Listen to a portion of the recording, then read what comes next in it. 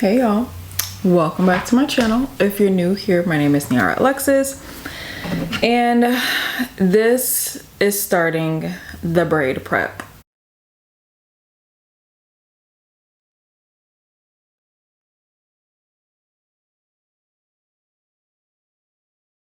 Y'all have been asking me, like, am I gonna do videos about protective styles and all that stuff? Absolutely. Oh my gosh, I got hair in my tea.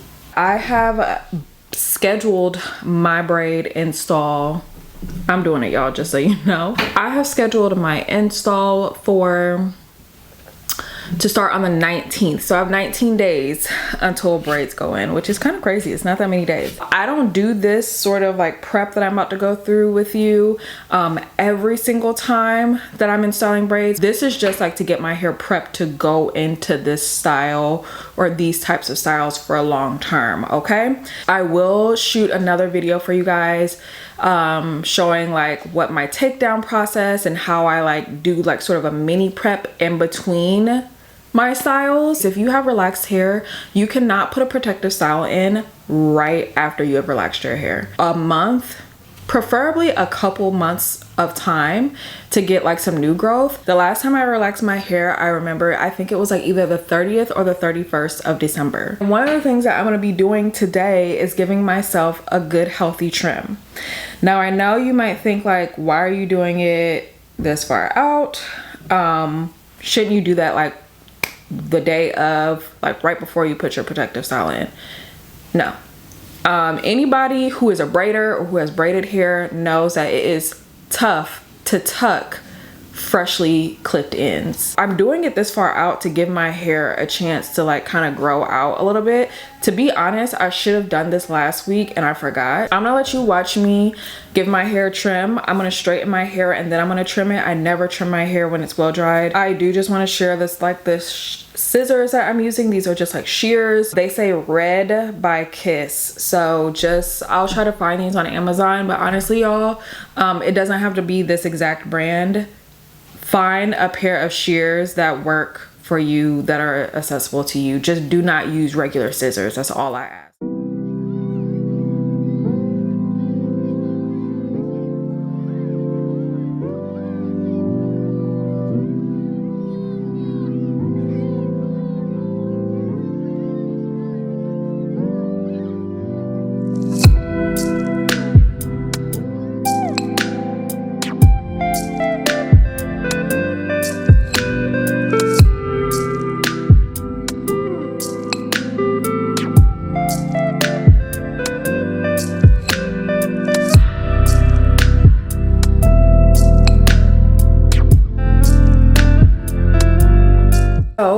We just trimmed our ends. We do just have to mention as well, y'all, that we are kitchen beauticians here, okay? Meaning I am not in any way trained. I feel like the next thing we'll probably be doing like some sort of hot oil treatment next, because I do suffer from like dry scalp, especially like right up here in the front portion. And you know, when you got braids, that's on full display, your scalp. So in our braids prep maintenance, it's April 7th. I think the last time was the 1st. I want to make sure that my scalp has a lot of moisture in it and whatnot. The oil I'm using this time is the Mayo Rosemary Scalp and Hair Strengthening Oil. I did oil my scalp 2 nights ago with the same oil. So I just wet my hair with a little bit of water, and now I'm going to put this Mayo oil on here. I don't really have that much of this left, so I just figured I would use the rest of this. If you want a more in-depth video about like how I do my hot oil treatments, whatever, like just like my methods or whatever, I have a video that's fully dedicated to it. I will put that in the description bar so you guys can check that out. Massaging it. And I do this before I wash, and then I just take, you know, it's a Target bag, put it on my head. I bought this little blow dryer hair cap thing on Amazon. I'll link it down below. And then I'm using my Heritage by Mindy blow dryer. I'm gonna put it on low, like the fan, and it's gonna be on warm.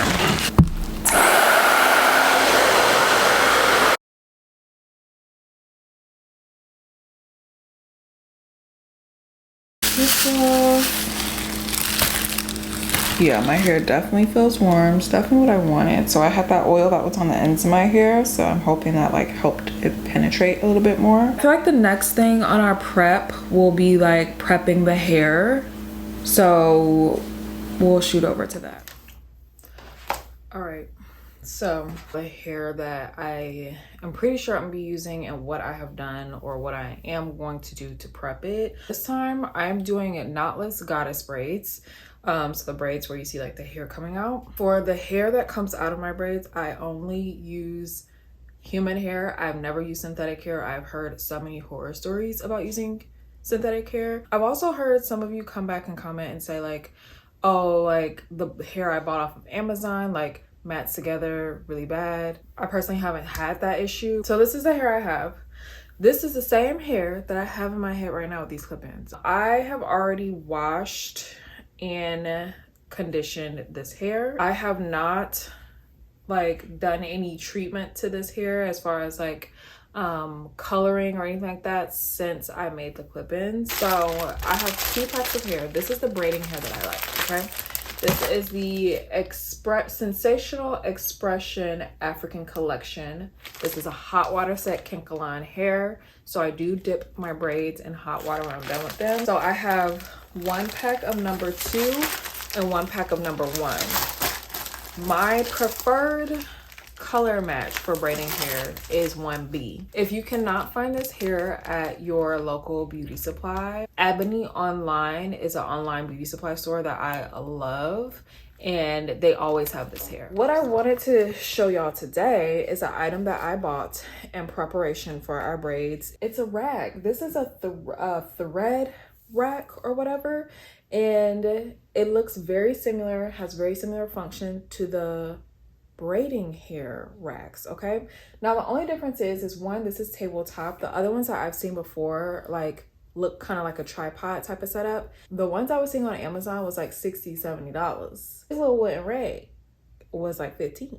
1 2 3 4 5 6. So it's not going to be like the most, you know, efficient, but it's a great way to keep your hair separated, because previously what I would do is just use like a bar stool and put the hair on. Okay y'all, so I made a quick run to the beauty supply store. I was looking for edge control.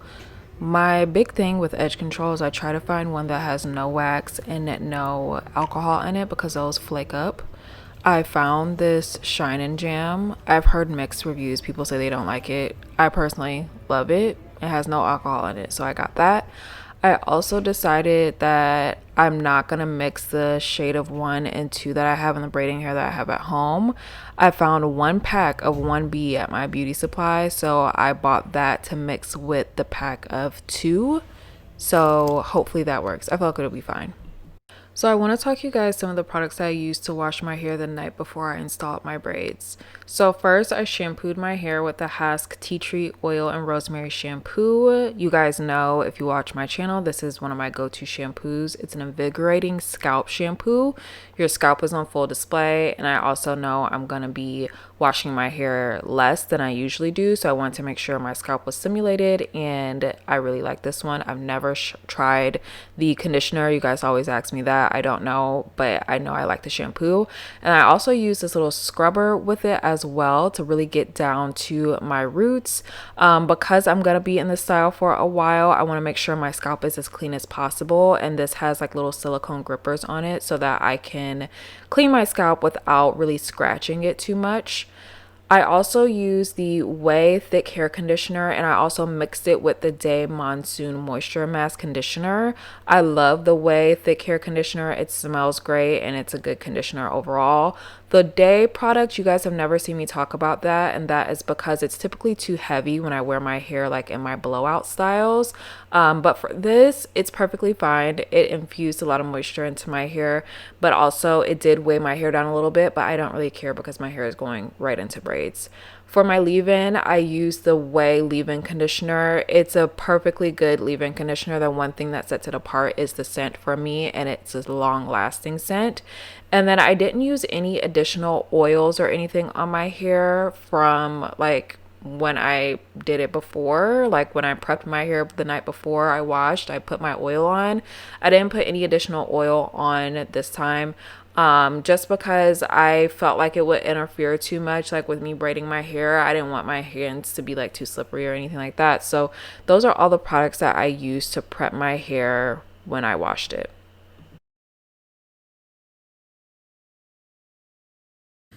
I'm gonna show you my whole setup right here in a second, but I'm just gonna talk you through. So I have 2 packs of hair. I have of the hair that I showed you before. I have the pack of 1B that I bought, and then I have the pack of 2.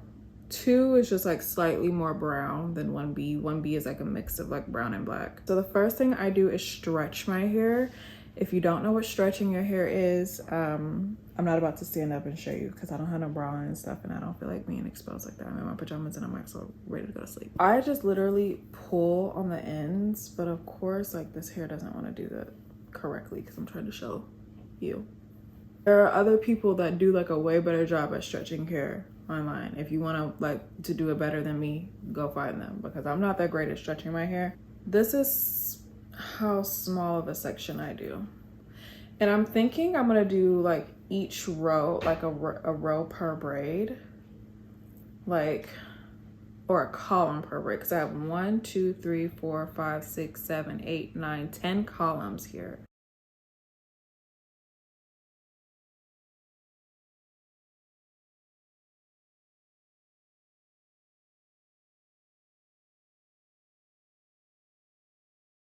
Now that we're done with that, we're about to prep our extensions or our human hair. Okay, so I'm gonna start with the bundle that's longer, which is this one. I think I also had like less of this hair. Remember, this is the same hair. This is just like leftover bundles from when I made my clip-ins. I'm just gonna lay the track flat and cut the hair off. Okay, if you need more explanation than that, I'm so sorry. Okay, so this is my braiding rack. This is just like a little table I have in my living room.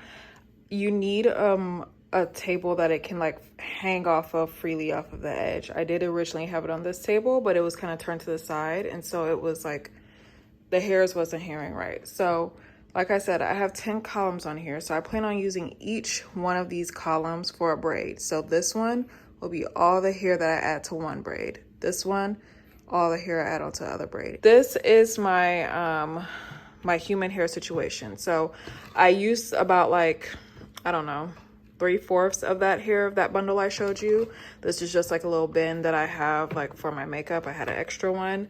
I cut all the hair off the track. You just want to put it in something to keep it, you know, all together.